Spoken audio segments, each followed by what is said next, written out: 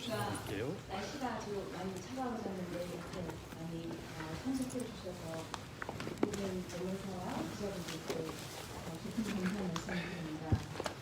혹시 오늘 이 자리에 신조어를 몰카하신 언론사들을 위해서 페이스북으로 라이브 스트림을 송출을 하고 있습니다. 이거는 facebook.com/ 하고 comfort women action으로 들어가시면 라이브 스트리밍으로 보실 수가 있다는 말씀을 드립니다. 그러면 이인수 행위에서 한국 정부와 일본 정부의 위안부 문제를 ICJ의 유엔국제사법재판소에 회부해 달라고 촉구하는 기자회견을 시작하도록 하겠습니다. 먼저 가장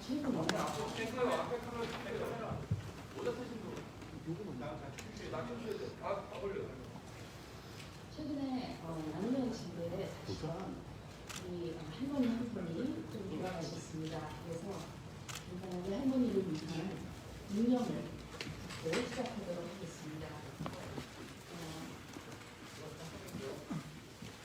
또 묵념 시작.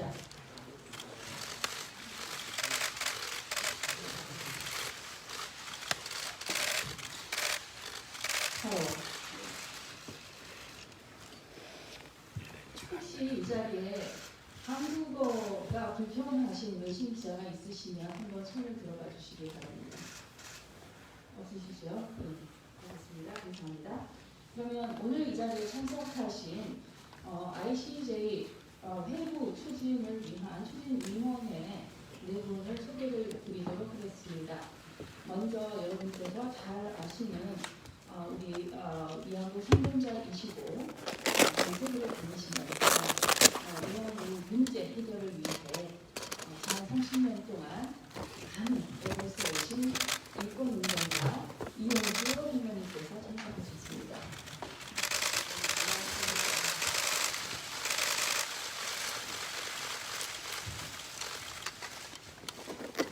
그리고 연세대학교 법학연구원의 국제법을 담당하고 계시는 신희석 박사님 참석하셨습니다. 그리고 이용수 할머니께서 사시는 곳이 대구이십니다. 그래서 대구에도 위안부 문제 해결을 위한 그리고 교육을 위해 애쓰는 단체가 있습니다.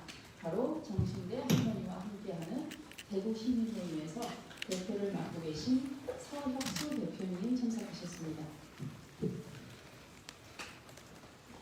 그리고 저는 미국 캘리포니아에서 위안부 문제 해결을 위해서 또 활동하면서 그 미국 내에서 위안부 문제를 교육을 하기 위한 다양한 활동을 펼치고 있는 위안부 문제를 해결을 위한 배상과 교육을 위한 위안부 행동, 영어로는 간단하게 CARE, 케어라고도 합니다. 거기에서 대표를 맡고 있는 김현정, 영어로는 필리스 킴입니다. 반갑습니다. 그러면 우리가 이 자리에서 이렇게 기자회견을 하게 된 이유, 그리고 우리 할머니께서 어떤 메시지를 전달을 하고 싶으신지 할머니 말씀을 들어보도록 하겠습니다.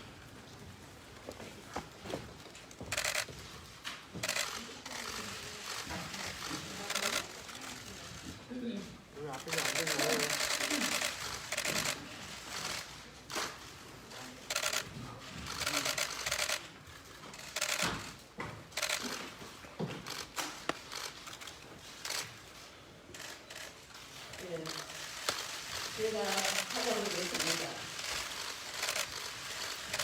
아시다시피 우리나라에서도 했지만은 일본에서도 저간도 했고 미국에서도 했고 우리나라에서 여러 번 했습니다. 이래도 아무런 진정이 없습니다. 저는 나이도 이제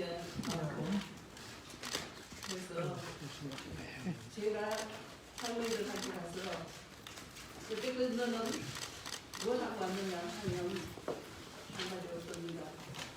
그래서 제가 이걸 불러드리고 해가지고 대통령이 썼습니다.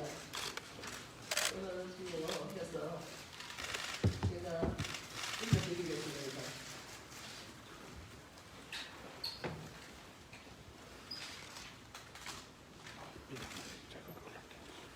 문재인 대통령님 그리고 존경하는 국민 여러분,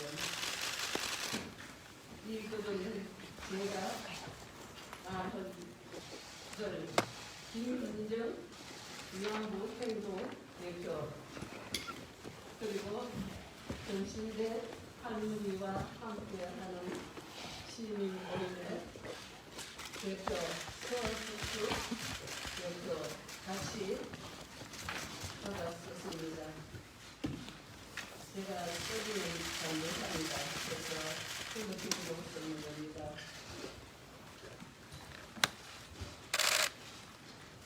문재인 대통령 그리고 존경하는 시민 여러분, 이 글은 제가 말한 걸 김현정 위안부 행동 대표 그리고 정신대 할머니와 함께하는 시민모임 서석수 대표가 받아었습니다.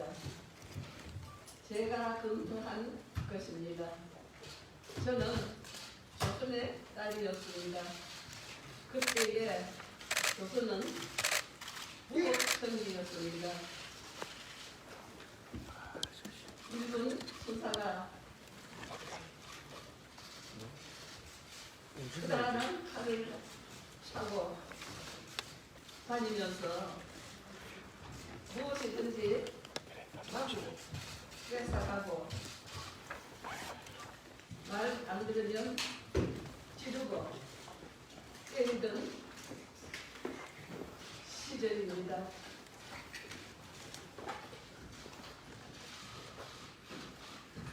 애기가 오면 호랑이 온다고 그러면 끝이지 않습니다.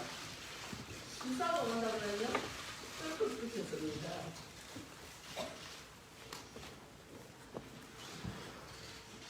그는 나이도 어린 철이 없이 그때는 몰랐지만은 강하고 나서 수요 시위에 나와 공식사주와 법적 대상을 외치면서 가만히 생각해보니 그때는 무법천지라 그랬는데 지금도 법이 없는가? 왜 우리가 30년 동안 똑같은 국어를 외쳐야 하는가? 나는 지금까지도 할 수 있는 모든 것을 다 했습니다. 전 세계에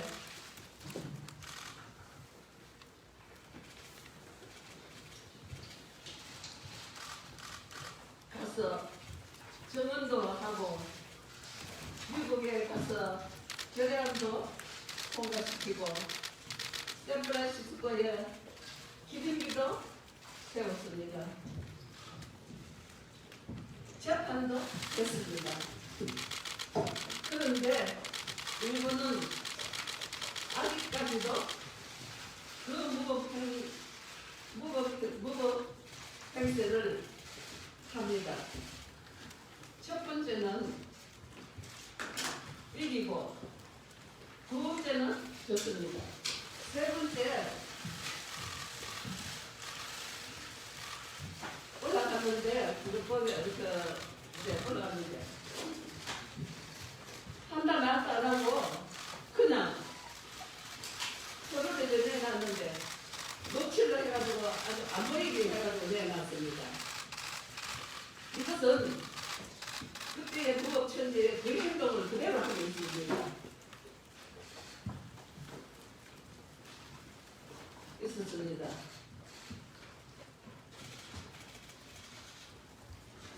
그렇죠? 세 번째는 소대 까맣게 칠해했고 며칠을 해서 놓았습니다. 그래서 우리 법원에 갔습니다. 그런데 일부는 판결을 무시하면서 항소조차 안 하면서 어때고 있었습니다. 오히려 적반하장적으로 우리 법이 국제법을 입안해갖고 우기고 있습니다. 지금도 미국에서 하버드 교수가 시켜서 거짓말을 하고 있습니다. 저는 돈을 달라는 것이 아닙니다. 완전한 인정과 사과를 받아야 합니다. 이제는 방법이 없습니다. 우리 정부가 국제법으로 일본의 죄를 밝혀주십시오. 일본이 잘못을 깨닫고 반성하도록 국제사법재판의 작전서에 판단을 받아주십시오. 국제사법재판소에서 공정한 판단을 받고 완전한 회의를 하고 양국 간에 원수 지지 말고 친하게 지냈으면 좋겠습니다. 하는 것입니다. 저는 절박한 마음입니다. 이제 시간이 없습니다. 제가 할머니들한테 가서 하늘나라 가서 할머니들한테 뭐라고 하고 싶습니까?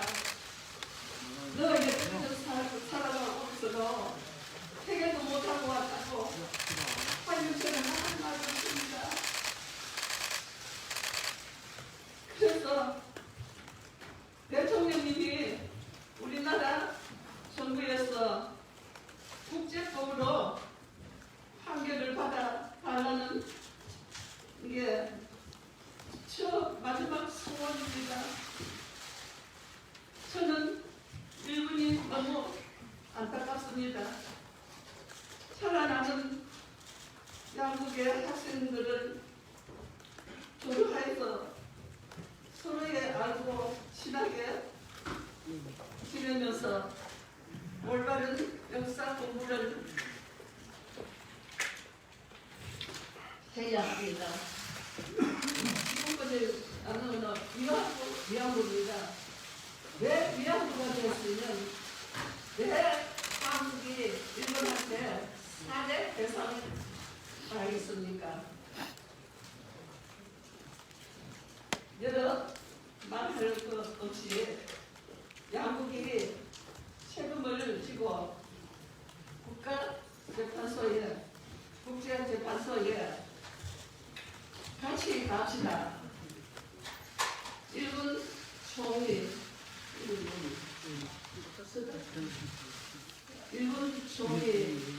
수다 총리 사람은 똑같습니다. 죄는 믿지만 저는 사람을 미혹하지 않습니다. 총리 총리요, 우리 같이 갑시다. 같이 국제재판소에 가서 똑바로 밝힙시다. 이래서 완전히 밝혀서 이 문제가 해결해서 양국 간에 친하게 지내고 또 학생들을 교류해서 친하게 지낼 수 있고 웃으시지는 않겠습니다. 웃으시기는 싫습니다. 회개를 해서 이것을 저는 참 마지막입니다. 나이 세월이 기다려주지 않습니다. 그래서 우리 대통령님이 문재인 대통령님이 항상 영부인 김정은 여사입니다. 손을 꽉 잡아주십니다. 이 힘으로 제가 지금 살아가고 있습니다. 원합니다. 대통령님, 한미지들의 일사가 가능된 해결이 중요하다고 하지 않습니까?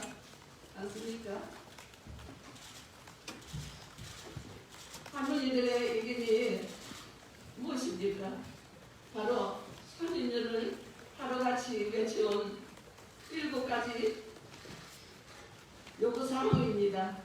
그중 제일 중요한 게 책임 인정, 공식 사죄라는 것. 온 국민이 다 알지 않습니까?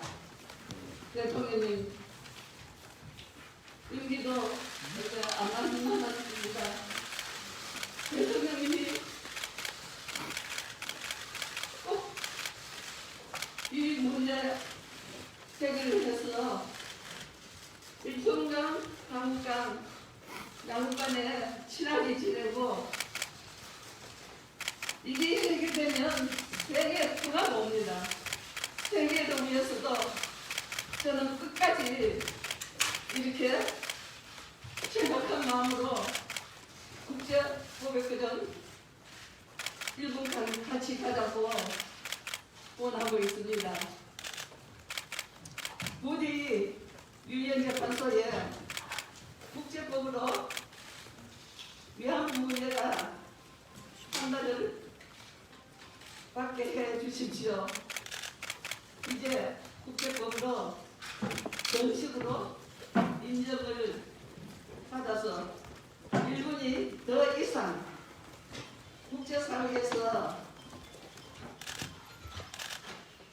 헛된 잘못하도록 해 주십시오. 그것이 국제사회에서 우리 할머니들의 명예와 인권을 회복하는 것입니다. 문재인 대통령님, 간곡히 부탁드립니다. 제가 김학순 할머니가 시작을 했습니다. 이제는 이 용수가 끝을 정했습니다. 그래서 우리 학생들도 그렇고 국민들도 그렇고 일본 국민들이 서로 잡고 웃으면서 할 수 있는 그런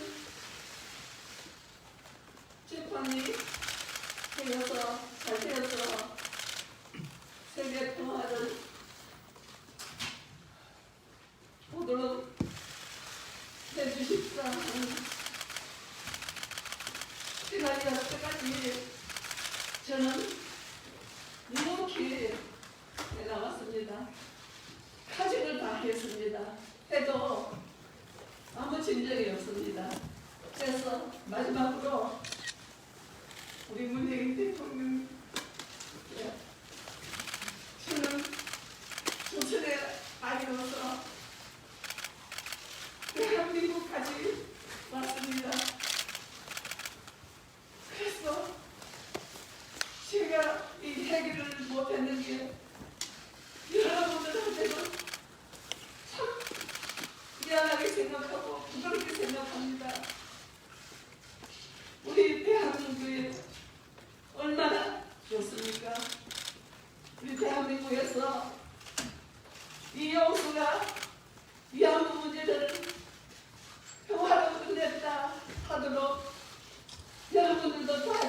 주십시오.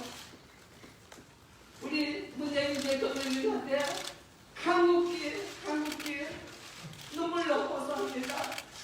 대통령님, 위안부 문제 꼭 일본을 같이 가서 어렵게 해결하도록 하여 주시면 우리 잘 아는 학생들도 그렇고 일본 학생들도 교류를 해서 두 나라가 이웃 나라입니다. 친하게 지낼 수 있도록 하기 위해서는 제가 최선을 다했습니다. 마지막으로 우리 대통령님한테 즐겁한 마음으로 눈물로 이렇게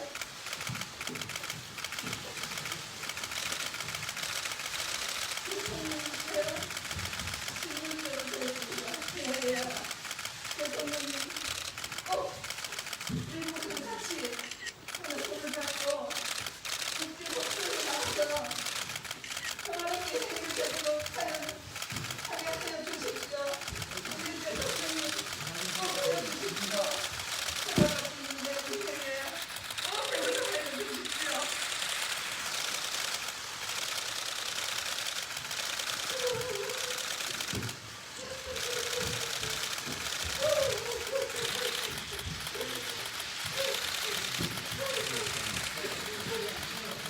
아니, 앞에 운전하지 말고.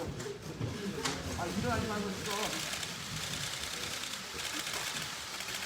모든 분들이 있어.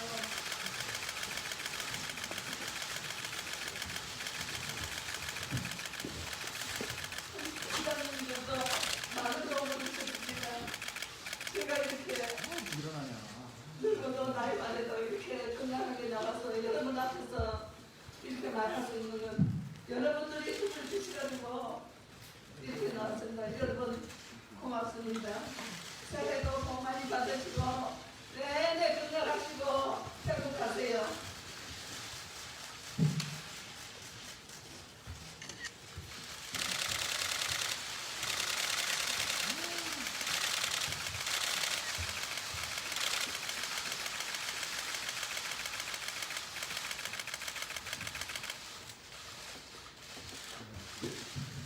감사합니다. 이용수입니다. 우리 할머니의 이 절절한 외침, 절절한 호소가 우리 대통령님과 우리 국민들과 그리고 수가 총리님께 그대로 가감없이 전달될 수 있도록 우리 언론사 여러분들, 기자 여러분들의 많은 협조를 다시 한번 부탁드리겠습니다. 그러면 이영표 할머님과 정말 오랫동안 가장 가까이 곁에서 쭉 활동을 해오신 정신대 할머니들을 위한 대구 시민 모임의 대표 서흑수 대표님으로부터 보충 설명을 잠깐 듣도록 하겠습니다. 예, 안녕하십니까. 저는 그냥 이거 따줘. 정신대 할머니한테 시민 모임의 대표를 맡은 서였습니다. 저도 이 ICD 대구에 대해서 문제를 어떻게 또 할머니는 어떤 분이십니까 생각이 듭니다. 할머니가 2000년 초반에 대구에 있는 전북대학교에서 의학생으로 국제법을 수강하셨습니다. 그리고 항상 이 문제 해결을 어떻게 할 수 있을까 단순히 한국과 일본의 문제를 떠나서 어떤 방법으로 해결할 수 있을까에 대한 고민을 많이 하셨습니다. 좀 더 자세한 법적인 설명은 저희들은 심각한 문제일 수 있고 제가 부탁드리는 것은 한 가지입니다. 제가 이 ICJ 피해를 보다 보니까 독일과 미국 간의 라그랑드 형제의 제스폰과 한 판례를 읽게 되었습니다. 어린 나이에 어머니 손잡고 미국으로 이민을 간 두 형제가 말년에서 사회를 줄 정도 한 형제는 죽고 마지막 형제 두 번째 형제가 죽기 바로 전날 독일이 영주 보호법을 신청하면서 이 RCJ에 제소를 했습니다. 저는 그런 마음으로 좀 할머니를 보고 싶습니다. 그 독일의 그 담당자가 어떤 생각을 가지고 다른 나라에 가서 살인을 했던 형제를 왜 보호할 수 있지? 그런 절박한 사연으로 결국 이런 참고하고 노력을 했으면 누가 그렇게 써도 안 되겠지만 저는 그런 난방의 자세가 정말 독일인임을 자랑스럽게 하는 그런 게 아닌가라는 어떤 생각을 하게 되었습니다. 저의 해석이 아주 개인적인 해석이라서 틀릴 수도 있겠지만 저는 이 위안부자 이렇게 많은 피해자와 오랜 시간의 문제 해결을 가지면서도 해결되지 못하는 것은 좀 더 이렇게 적극적으로 괜찮지 못하는 여러 가지 원인이 있다고 생각합니다. 그래서 이번 기회에 저희들도 한번 이 가능성에 대해서 이때까지 모든 운동의 연장선입니다. 다른 길이 아닙니다. 다른 방법을 한번 고민해보고 할머니의 이 지금 막혀있는 이 어제 문제의 해결 방안의 하나로서 한번 우리나라 사회가 고민하고 여기에 대해서 일본 사회가 대답을 한다면 저는 아주 평화로운 문제 해결의 방식이 아닌가 개인적으로 이런 생각을 하겠습니다. 이상입니다. 네, 사회자님 말씀 감사합니다. 그러면 여러분들께서 이제 가장 궁금해하시는 점 중에 하나는 이 ICJ로 간다는 것이 어떤 의미인가, 그리고 어떻게 해서 ICJ로 가는 것이 우리 오래된 이 일본군 위안부 문제를 궁극적으로, 진정으로, 적극적으로 해결하는 방법인가 하는 데 대해서 국제법학사 신희석 대표님의 설명을 잠시 듣도록 하겠습니다. 고맙습니다. 감사합니다.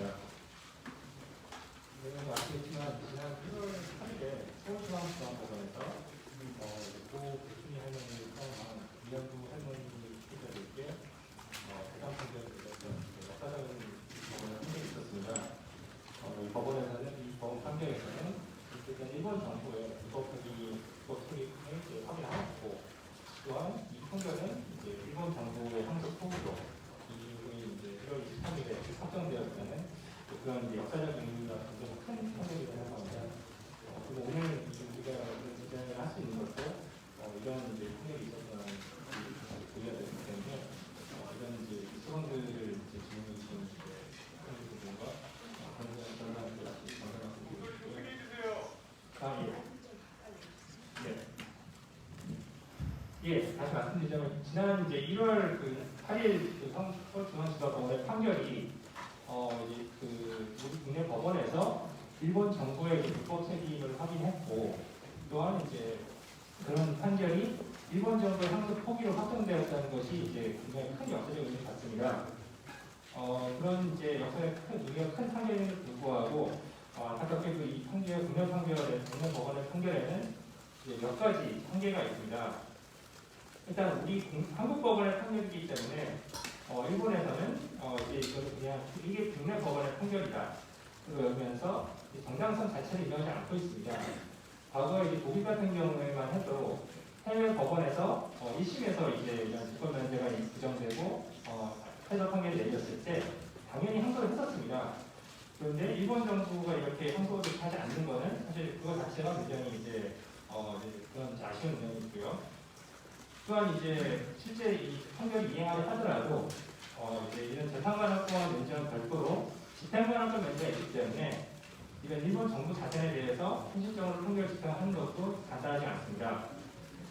또한 방금 주사님께서 말씀하셨지만 이 피해자 할머니 분들께서 일본 정부를 요구하는 것은 단순한 금전적 배상이 아니라 일본의 과거 행위에 대한 사죄, 책임 인정, 역사 교육입니다.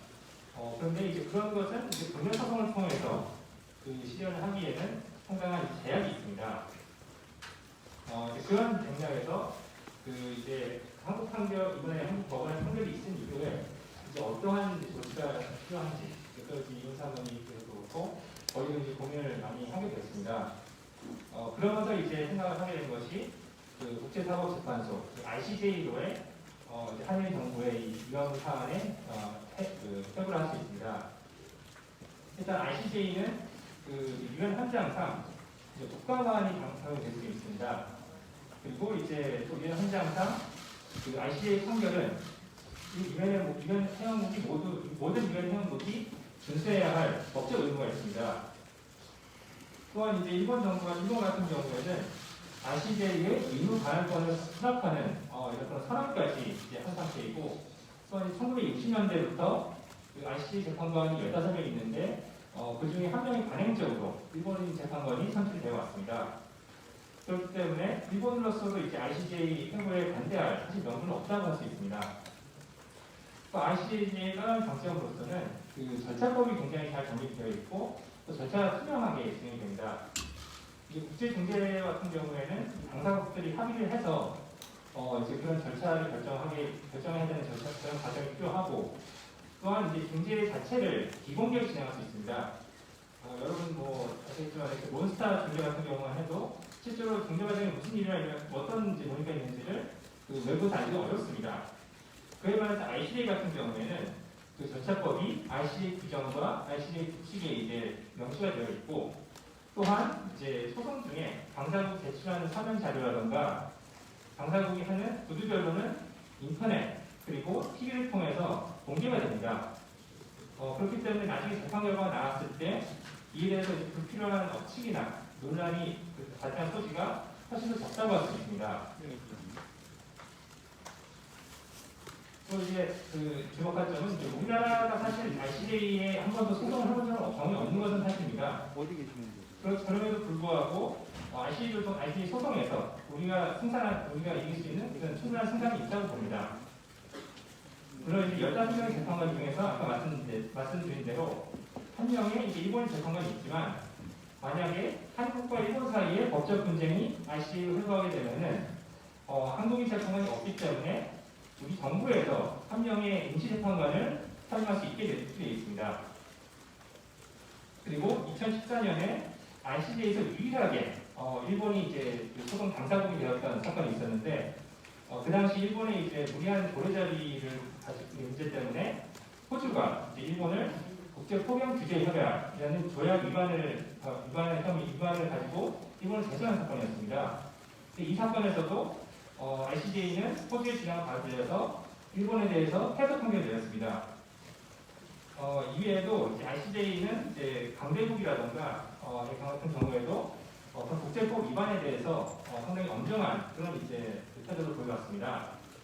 과거에 1986년 니카라과 사건, 그리고 2004년 이제 멕시코를 상과의 아베나 사건, 그리고 방금 전에 수고열 대표님이 말씀하신 라그랑드 사건, 포르투갈 사건인데, 이런 사건들에서 ICJ는 미국이 국제법을 위반했다, 조약을 위반했다는 이제 패소 판결을 낸 바가 있습니다. 그래서 ICJ 같은 경우는 한국은 이제 소송 경험이 없지만, 여러분도 아시겠지만 2019년 재작년에 한국과 일본 사이에 우리나라가 후쿠시마산 수산물에 대해서 수입금지 조치를 했던 것에 대해서 일본이 우리나라를 이제 WTO 분쟁행위기구에서 제소한 사건이 있었습니다. 이 사건에서는 우리나라가 일본에 승소한 그런 전례가 있습니다.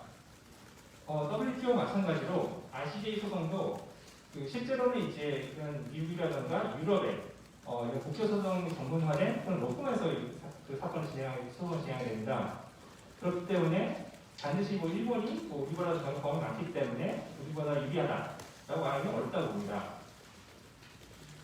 그리고 또한 ICJ 또 하나의 장점은 ICJ 절차 판결을 통해서, 그리고 ICJ 재판을 통해서 위안부 피해자분들, 할머니 피해자분들의 그런 구제 요구가 상당부분 반영이 될 수 있으며, 이거는 또 이제 지난 수십 년간 한국과 한인 간의 대수된 역사적 대립을 해결할 수 있는 그런 어떻게 보면은 지금 차이점을 찾아갈 수 있는 한인 관계를 회복할 수 있는 계기가 될 수 있습니다. 일단 ICJ는 적어도 소송을 하면서 이런 과거의 일본의 그런 일본군 위안부 제도 자체에 대해서 이게 그 당시 국제법 위반이었다라는 이제 판결을 낼 수가 있습니다. 참고로 2011년에 이제 독일과 이탈리아 사이에 페리니 사건이라는 이제 이번에 이번에 국내 판결과 비슷한 이상한 사건이 있었는데, 그 사건에서도 결국은 이제 독일이 승소를 했지만 ICJ 판결에서는 그 당시 독일이 전쟁 범죄를 저진 거에 대해서는 확인을 하고 넘어갔습니다. 참고 이제 현재 일본 같은 경우는 독일과는 달리 그런 일본 그 위안부 제도 자체가 그 당시 국제법 위반이었다는 사실을 인정하지 않고 있기 때문에 ICJ에서 그런 판결을 내린다면은 그 자체만으로도 그런 피해자분들이 원하시는 피해자 할머니들이 원하시는 일본의 그런 그 불법 책임 인정에 해당이 된다고 할 수 있습니다.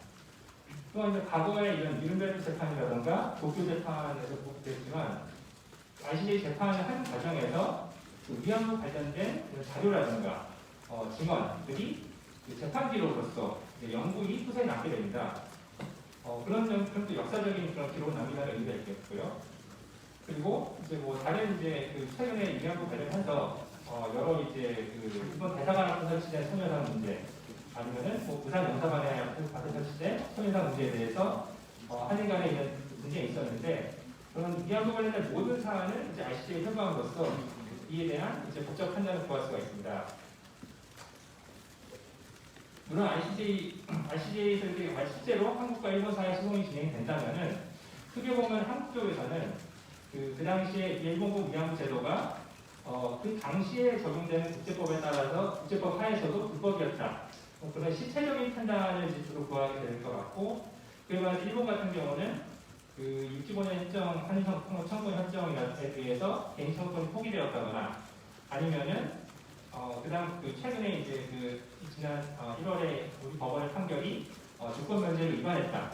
그런 절차적인 주장을 주로 할 것으로 예상됩니다. 그렇기 때문에 어떻게 보면 우리 입장에서는 그 할머니 피해자분들이 되게 원하시는 그런 이제 그 본질적인 그런 이제 일본 당시 행위의 불법성을 확인할 수 있는 그런 기회가 될 수 있습니다. 물론 이제 ICJ에서 어떠한 그 판결을 내릴지는 그 섣불리 예측할 수 없습니다. 하지만 예를 들어서 그 한국과 일본의 주장 중에 일부를 받아들일 가능성이 클 것으로 보이는데 그렇게 되면 결과적으로는 이제 그 위안부 이외뿐만 아니라 그 위안부 분들의 그런 만족할 수 있는 그런 이제 결과가 도출할 수 있을 것으로 생각이 됩니다. 예를 들어서 이제 ICJ 판결에서 그 위안부 제도가 그 당시의 국제법상 전쟁 범죄, 반인도 범죄에 해당된다. 그래서 이제 법조책이 발생하고 이에 대해서 일본이 배상하고 사죄하고 진상을 규명하고 또 역사교육을 제대로 실시할 그런 의무가 있다라고 판단했을 경우 하면서 절차적으로는 이제 개인 배상 청구권은 1925년 협정에 의해서 이제 개인 청구를 포기했다거나 아니면은 이제 그 최근에 그런 국내법원 판결이 주권 면제를 위반했다. 그렇게 이제 동시에 판결이 될 수가 있습니다. 그런 판결이 내려진다 하더라도 일단 한국 법원에서는 일단 우리 입장에 한국이라든가 위안부 할머니 피해자들 입장에서는 여전히 일본에 대해서는 일본의 대상은 아니더라도 사죄하고 진상 규명하고 역사교육을 제대로 실시할 의무는 남기 때문에 그런 비금전적인 구제를 역시 구할 수가 있습니다. 이거는 이제 지금 말씀드린 거는 이제 ICJ 소송 그 자체에 대해서 설명드린 거지만 실제 이런 ICJ 소송이 이제 실현이 되려면은 당연히 한국 정부와 일본 정부의 합의가 필요합니다. 그런데 이제 오늘 이용 사모님께서도 말씀하셨듯이 이런 이제 피해자분들의 그런 이제 인권 구제를 위해서 이런 이제 그 ICJ라는 이제 그 정책이 있다면은 그것을 이제 우리 정부에서도 심각하게 고려하지 않을까 이제 그렇게 생각을 하고요. 방금 전에 사유수 대표님께서 이제 미국과 독일 사이에 그런 이제 락란 사건을 방문하였습니다.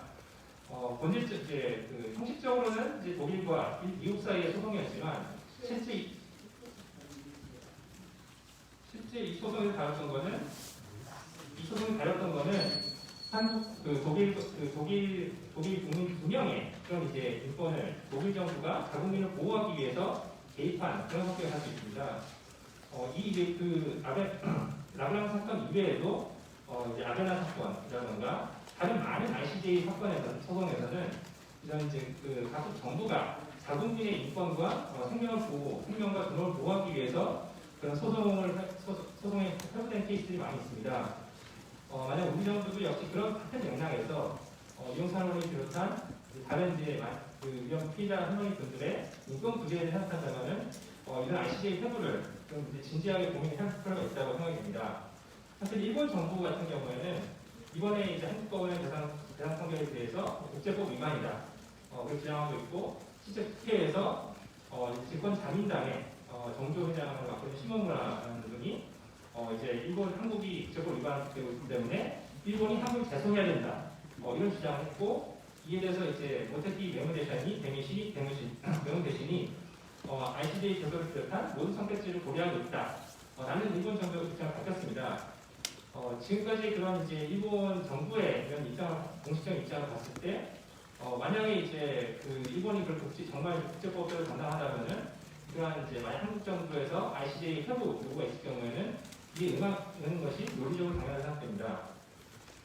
또한 이제 ICJ 회부 자체가 한일 관계를 이제 나쁜 영향을 미친다는 생각할 수 있겠지만, 오히려 이제 그 ICJ 권위를 빌어서 그런 이제 한일 간의 역사 분쟁을 법적으로 그리고 합리적으로 해결할 수 있는 그런 방편이 될 수 있고, 제 개인적으로는 만약 예를 들어서 10년 전에 헌법재판소에서 그 위안 판결이 결정이 났을 때 그 당시에 만약 이 국제 중재라든가 수긍했으면은 오히려 이렇게 한일 관계가 악화되지 않지 않았을까라는 개인적으로 생각을 하고 있습니다.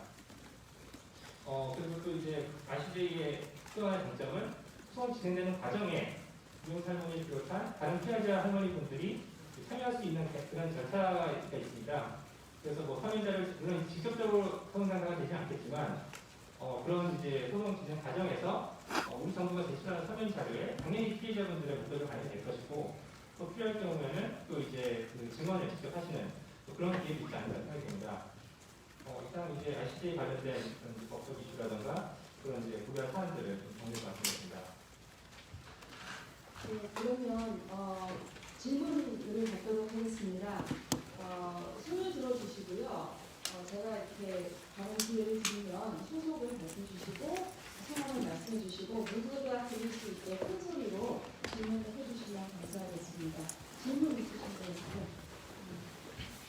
MBN의 배준우 기자라고 합니다. 이번에 ICJ 회부하는 건 관련해서 다른 이용 할머님이 주문을 하신 건데 다른 할머니들께서는 어떤 의견을 주셨고 혹시 그런 할머니에 대해 여론을 어떤 식으로 조금 여쭤보셨는지에 대해서 궁금합니다. 네, 지금 이제 할머니들의 최초 증언이 나온 것이 이제 1992년도 김학순 할머니로부터 증언이 시작됐고 그 이후로 30년 동안 이 할머니들의 명예와 인권을 회복하기 위한 운동이 쭉 이어져 왔습니다. 그 과정에서 7가지 요구사항이 채택이 됐고요. 그것은 유엔에서도 인정하는 그런 중대한 전 세계적인 인권 문제를 해결하는 방식으로 인정을 받고 있는 7가지 요구사항을 할머니들이 일찍이 90년대부터 요구를 해오신 것이 있습니다. 저희가 이 위안부 운동을 할 때는 바로 그런 할머니들의 집합적인 목소리를 이루어내기 위해서 그리고 이 영혼을 이루어드리기 위해서 활동을 하는 것입니다. 단순히 어떤 이용자 할머니 한 분의 소원을 들어드리고자 그런 것이 아니고 우리가 미국에서 활동을 쭉 하면서 저희는 한국에 있지 않기 때문에 2007년도에 연방 하원에서 소위 말하는 위안부 결의안 하우스 레졸루션 121호 결의안이 통과가 됐는데 그 캠페인을 할 때도 저희가 할머니들 일일이 찾아다니면서 이 캠페인이 이 결의안의 내용이 무엇이고 어떤 법적인 의미가 있고 이런 거 일일이 설명을 드리고 한 것이 아니죠. 저희가 2013년도에 글렌데일에 소녀상을 세웠는데 그때에도 할머니들의 그런 집합적인 영혼이 무엇이라는 것을 너무나 잘 알고 있기 때문에 이렇게 활동을 쭉 해온 것입니다. 그래서 이번 이 ICJ 회부 문제도 마찬가지로 할머니들의 영혼, 바로 할머니들이 우리 국가재판소에 소송까지 하셨는데 그때도 이옥선 할머니도 말씀하시지 않으셨습니까? 우리가 무슨 돈을 벌라고 한 것이냐, 일본의 공식적인 인정과 사죄, 정말 뒤에 못이 박히게 그렇게 절규를 해오셨습니다. 그것을 이룰 수 있는 가장 합리적이고 가장 효과적인 그런 방법이라고 생각하기 때문에 이용 선생님 말씀을 받들어서 추진을 하게 된 것입니다. 다른 질문 있으십니까? 안녕하세요 할머니. 저는 MBC 인권사회팀의 김건휘 기자라고 합니다. 다름이 아니라 이제 많이 듣기 언짢으시겠지만 국내 일부 극우 매체가 할머니가 가짜 위안부고 증언을 전혀 믿을 수 없다. 그리고 위안부는 매춘에 불과했다 이런 주장을 하는데요. 이에 대해서 어떤 입장이신지 좀 들을 수 있을까 해서 여쭙겠습니다.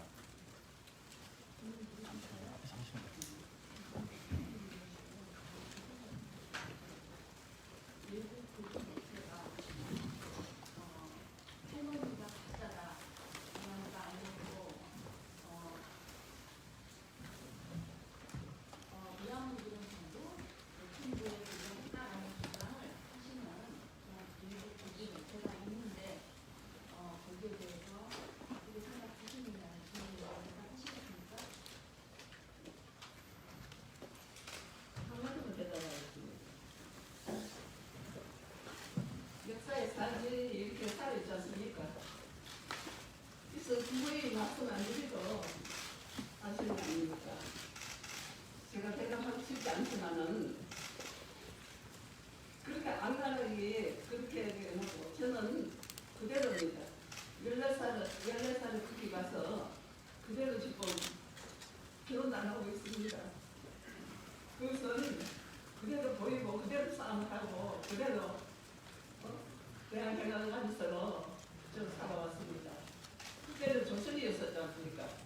무급으로 그냥 막 끌고 가서 또 안 주면 죽이고 했습니다. 그런 걸 몰랐습니다만 살아가면서 그걸 생각하니까 그때는 독도도 같이 컸습니다. 한데 독도도 저희 거래가 있었지 않습니까? 거짓말하는 게 드러나지 않습니까? 근데 기자님이 그거 물으실 때 좀 거짓이다 하는 그런 생각이 들어서 묻습니까? 저는 대답하기 싫습니다. 지금까지 역사의 산증인이 이렇게 있지 않습니까? 봐주십시오. 그리고 실례지만 하나 더 말씀 여쭙면요. 내일 할머니께서 이제 그 하버드대 로스쿨 그쪽에서 하는 온라인 세미나에 강연자로 참여를 하시잖아요. 그런데 이제 해당 극우 매체와 인사들이 그런 세미나도 취소해달라, 보이콧하라고 하버드 측에 요청 메일을 보내고 있더라고요. 그런 행위에 대해서는 좀 혹시 어떻게 생각하시는지 마지막으로 여쭐 수 있을지요?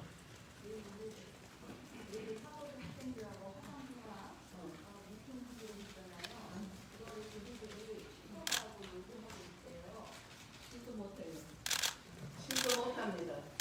제가 미국에 갔을 때 아래가 왔을 때요. 하버드 대학에 이제 들어갔었는데 하버드 대학에 학생들이 나와가지고 병원도 같이 했어요. 그 학생들이 또 시내에 왔더라고요. 피는 물보다 지난 것을 확실히 알았습니다. 그렇게 악랄한 사람입니다. 제가 조금 보충 설명을 드리도록 해도 될까요? 네네네. 네. 우리 할머님들의 증언은 우리 이 대한민국 남한 사회에 계시는 200여 분의 그 등록된 할머니들의 증언뿐 아니라 사실 이 피해는 전 세계적인 건 아니었습니까? 전 아시아에 거친 것이었고 그 피해자들의 수많은 증언이 김학순 할머니 증언 이후로 터져 나왔습니다. 그러면 그분들의 주장은 위안부가 노출되었다라고 주장을 하시는 것은 그 모든 할머니들의 증언을 전부 다 부인한다. 이 모든 할머니들이 다 거짓말을 하고 있다라는 주장인데 그런 주장이 과연 정말 어떤 언론의 이 중요한 언론의 공간을 할애할 만한 가치가 있는가 하는 것은 우리 기자님들이 충분히 판단하실 수 있는 분별력이 있다고 생각하고요. 거기에 대해서 더 또 한장님께 이렇게 그런 말을 하는 것 자체가 사실 우리 사회가 어느 정도는 벌을 수 있는 그런 수준이 된다고 생각합니다. 그래서 사실 이런 가짜 뉴스 그리고 이제 할머니를 인신 공격하는 그런 활동들이 사실 미국에 굉장히 심각합니다. 실제로 산케이신문에서 2014년도부터 이 위안부 문제를 역사전이라고 명명을 했고 일이다 이렇게 규정을 하고 또 이번 정부도 이 국제 PR을 위해서 굉장히 많은 예산을 쏟아붓고 있다 이렇게 알고 있는데요. 그렇다 하더라도 이번에 일어나고 있는 렌지어 교수 사건, 그 논문 사건에서도 보실 수 있듯이 이것을 바로 그 학자들이 반박을 바로 하고 나오고 있고 하버드대 교수님들이 굉장히 모욕감을 입고 계시고요. 그것을 표현하는 데 주저치 않습니다. 그리고 그 저널에 굉장히 많은 한인 메일이 들어왔기 때문에 그 저널의 출판이 지금 이루어지고 있을 정도입니다. 그래서 뭐 목소리가 나오고 시끄럽게 떠든다고 그것을 다 똑같은 기준으로 다뤄줄 것이냐 하는 것은 우리가 조금 더 판단을 생각하는 부분이 아닌가 그런 생각이 듭니다. 네, 다른 또 질문 있으십니까? 네. 안녕하세요. 저는 SBS 박지현이라고 합니다. 이제 오늘 기자회견 사실 이제 선언적인 부분이잖아요. 이제 실제로 정부 측에 이렇게 정식으로 요청을 하거나 어떤 서류를 전달하실 계획이 따로 있으신지 여쭤보겠습니다. 네, 이 부분에 제가 좀 대답을 드리도록 하겠습니다. 이미 이제 그 공식적인 채널을 통해서 그 대통령님께 이러한 의사를 전달을 했고요. 또 뿐만 아니라 이제 외교부 그리고 여가부에도 일반 부서이기 때문에 의견을 다 전달이 된 상태이고요. 아마 이제 심각하게 고려를 해주시리라고 기대하고 있고 바라고 있습니다. 다른 질문이 있으실까요? 잘 안 들립니다. 한국의 신문의 김현영 기자라고 하는데요. 네. 질문이요.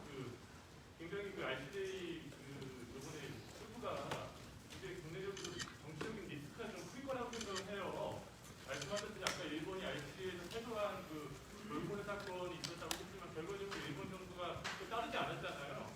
그래가지고 이 문제에서 한국이 원치 않은 결론이 날 수도 있고 패소나 보험 패소라는 결정을 날 수도 있고 WTO에도 우리가 이겼다고 말씀하셨지만 일본에서는 자기네들도 이겼다고 주장을 했거든요. 그래서 이런 국가의 정체성이 걸린 이런 어려운 문제에 굉장히 우리가 할머니께서 여기 나오셔가지고 위안부 문제의 어떤 역사적인 경험을 해결하라고 얘기를 했는데 우리가 원하지 않는 결과가 나올 수도 있고 그리고 또 일본이 따르지 않을 수도 있고 이런 리스크를 좀 생각을 하고 계시는 건지 좀 묻고 싶습니다. 이 부분에 대해서 우리 신박사님 네, 질문 감사합니다. 방금 질문 하신 대로 맞습니다. 재판 소송 결과라는 건 사실 최종적으로 결과가 날 때까지 알 수가 없는 것이고 이제 그런 리스크를 저도 당연히 이제 했습니다. 다만 이제 저희가 이제 저도 이제 개인적으로 그렇고 윤사관께도 이제 말씀을 하시면서 이렇게 생각했던 거는 좀 다른 방안이 무엇이 있을까, 이제 다른 해결책이 무엇이 있을까 그런 걸 많이 고민했습니다. 과거 이제 2012년에 헌법재판소 결정 이후에 이제 외교적 정책 교섭이 있었지만 양반의 교섭은 실질적으로 성과를 거두고 이제 승인이 안 됐고 또한 국내법원에서 지난 5년 넘게 수동을 한 끝에 이런 이제 승낙 판결이 내렸지만 그것조차도 이제 일본 정부가 이제 이게 국내법원의 판결이기 때문에 준수하지 않겠다. 오히려 이제 그게 국제법 위반이다라고 주장하고 있습니다. 그렇다면 이제 남은 선택지로서 이런 유엔에서 이제 유엔의 이제 주요 사업기관인 국제사업재판소 ICJ에서 판결을 내린다면은 적어도 이제 그걸 가지고 이제 국내법원의 판결이다라고 이제 이번 쪽에서 국제가 없겠죠. 그리고 WTO 같은 경우도 그런 같은 경우도 이제 마찬가지로 이제 일본에서는 이제 자기가 학회에서 안 했다고 생각하지만 이제 객관적으로 봤을 때 이제 저는 말씀을 드린 것이고요. 그리고 이제 아까 설명드리면서 말씀드렸지만 만약 이제 판결 어떤 판결이 되는 간에 적어도 이제 ICJ의 그런 기존의 판례를 봤을 때는 위안부 제도가 그 당시 국제법 위반이었는지 그런 여부는 당연히 이제 ICJ에서 이제 판단을 할 수밖에 없는 사안이고 또한 이제 재판을 하는 과정에서 이런 유영사 할머니 다른 이제 위안부 할머니 피해자분들의 그런 이제 증언 그리고 이제 위안부 제도와 관련된 기록들이 다 이제 또 재판 기록은 남게 됩니다. 그런 이제 그 점들이 있고, 그리고 이제 이런 그 판결을 통해서 물론 일본이 이걸 또 다 전수 안 하겠다라고 할 수 있겠죠. 하지만 이제 그렇게 되면은 이제 일본이 이제 국제법 위반하는 게 됩니다. 지금까지 일본은 이제 우리 한국 정부를 상대로 한국이 국제법을 위반했다. 이번에 그 국내법원 판결도 그렇고 과거에 이제 대사관 앞에 설치된 이제 위안부 참여상 문제에 대해서도 우리가 이제 뭐 개인하려고 위반했다. 그런 주장을 하고 있는데 그거에 대해서 이제 적어도 우리가 일본 판결을 부탁하지 않을 경우에는 그것을 반박할 수 있는 우리 일본이 국제법을 위반했다라고 이제 그 주장 얘기를 할 수 있습니다. 그리고 일본 국민들에 대해서도 이제 단순히 한국법원의 판결이 아니라 ICJ 유엔의 법원에서 재판소에서 이런 판결을 내렸는데 일본이 그 조사하지 않는다면은 오히려 일본이 이상한 게 아니냐 그렇게 해석이 가능하겠죠. 그런 점들을 감안해서 물론 이제 방금 말씀하신 그런 리스크들도 이제 고려를 했지만 ICJ도 이제 이 문제를 해보는 게 낫지 않을까. 저희들은 이제 그런 그 영상을 끝에 그런 생각을 하게 되었습니다. 그리고 활동가 입장에서 한 가지 말씀을 드리자면은 지금 이 문제를 거론을 할 때 늘 피해자 중심의 해결을 말합니다. 피해자의 의사가 반영된 해결을 주장하다. 그 이야기를 30년이 지난 이후 지금 2021년도에도 그런 이야기가 나오고 있는 이유는 바로 그런 정치적인 해결, 정치적인 리스크를 감안한 그런 야합이 있었던 것이고 그런 데 기반한 여러 가지 해결책들이 제시되어 왔기 때문에 결국 피해자들이 받아들일 수 없는 해결책이었던 것이고 피해자가 받아들일 수 있는 피해자 중심의 해결이 무엇인가 바로 할머니들이 정말 수십 년간 한 목소리로 외쳐오신 다 정리되어 있지 않습니까? 7가지 요구사항 지금쯤은 외우셨을 것 같아요. 과연 이 해결책이 그러한 할머니들의 목소리를 가장 잘 반영해 줄 수 있는 것인가 아닌가가 중요한 것이지 이것이 승소할 것인가 패소할 것인가 그걸 미리 감안하고 해야 될 일을 하지 않는다는 것은 무책임한 행동이라고 생각합니다. 아니 승소할 것, 패소할 것을 생각하는 게 가장 중요한 것이 그거야말로 책임있는 태도고 말씀하셨듯이 그 실질적인 측면에서는 당시 국제법 위반했다라고 판단을 하고 절차적으로 25년 너희들 협정에서 이 문제를 어쨌든 해결된다고 정부가 인정을 했고 2015년에 위안부 합의도 있지 않았느냐라고 해서 절차적으로는 한국이 문제가 있다라고 얘기를 하면 지난 30년 동안 위안부 운동은 뭐가 되는 겁니까?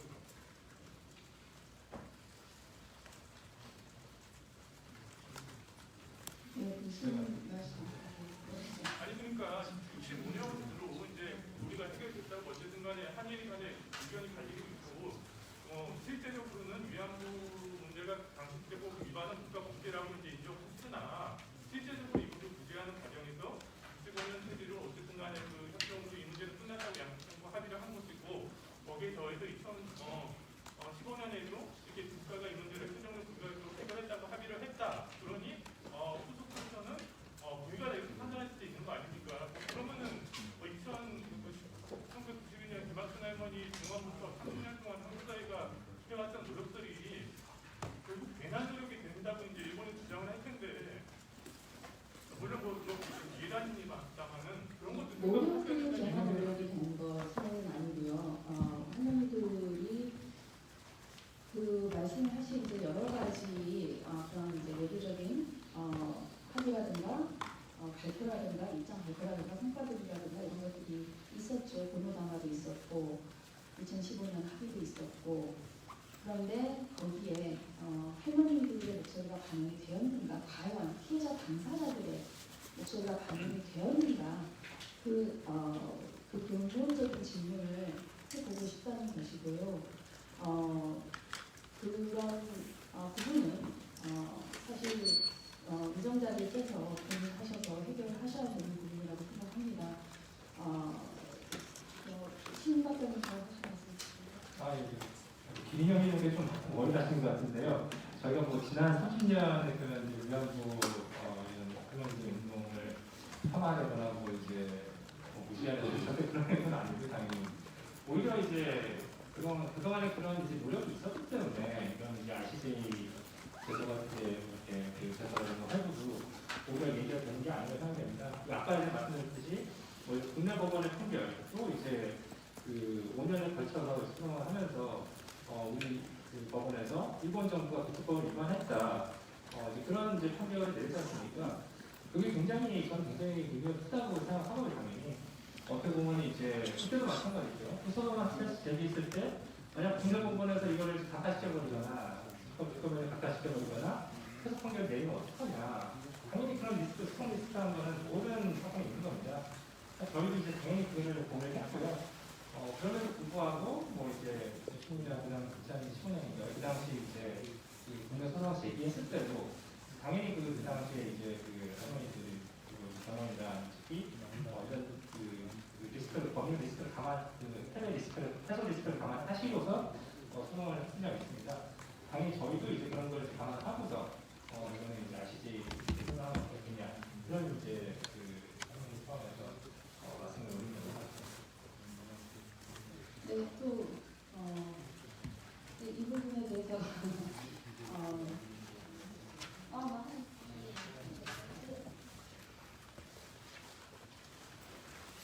저 마지막으로 말씀드리겠습니다.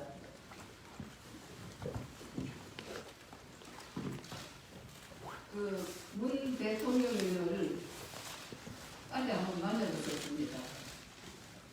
만나 주시도록 해주십시오, 기자님들이.